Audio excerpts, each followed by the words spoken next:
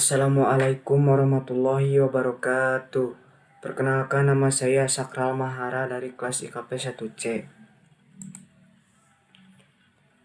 Saya akan membahas mekanisme kerja hormon steroid. Hormon steroid. Hormon reseptor steroid dapat ditemukan di membran plasma, yaitu di daerah sitosol maupun di bagian inti sel atau nukleus dari sel target. Secara umum, hormon reseptor steroid merupakan reseptor intraselular yang tentunya daerah atau wilayah kerjanya adalah di dalam sel. Hormon steroid merupakan salah satu jenis hormon polipeptida. Hormon steroid mempunyai keterlibatan dalam proses aktivasi gen, di mana proses aktivasi gen inilah akan melibatkan sistem reseptor intraselular. Mekanisme kerja hormon steroid diawali dari hormon steroid yang melewati membran sel, kemudian hormon steroid masuk ke dalam area sitoplasma sel. Hormon steroid menuju ke daerah sitoplasma karena hormon akan menuju ke sel targetnya. Kemudian, hormon steroid akan berikatan dengan reseptornya. Reseptor hormon terdapat pada sitoplasma sel. Setelah hormon dan reseptor berikatan, maka terjadilah kompleks hormon reseptor steroid. Dengan adanya kompleks hormon reseptor steroid ini, dengan atau tanpa modifikasi akan ditransportasikan ke area kerja hormon atau bisa disebut sebagai site of action.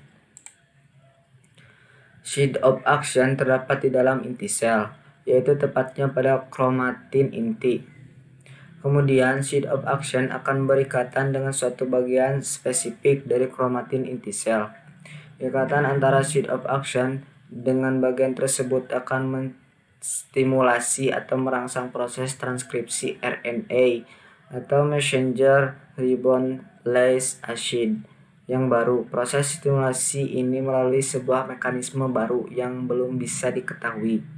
Proses stimulasi transkripsi RNA akan menghasilkan proses sintesis protein baru. Selain itu, akan terjadi beberapa hal yang berhubungan dengan penghambatan ansintesis protein. Hal itu terjadi sesuai dengan fungsi tiap-tiap sel target. Contoh hormon steroid adalah adrenokortikosteroid.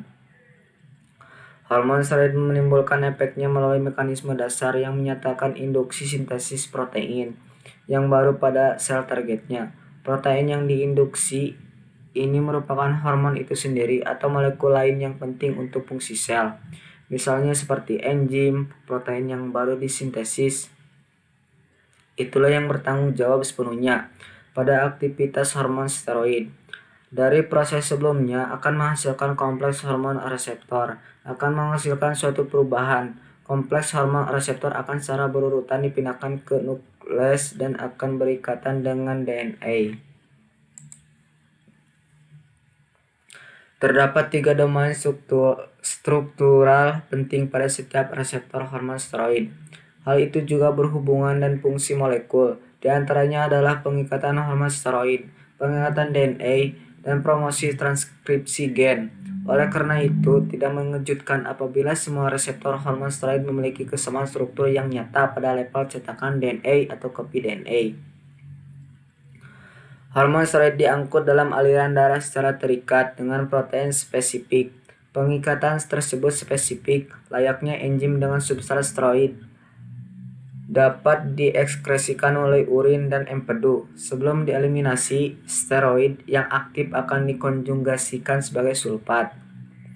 Hormon steroid merupakan salah satu hormon yang diisolasi dari daerah korteks suprarenal.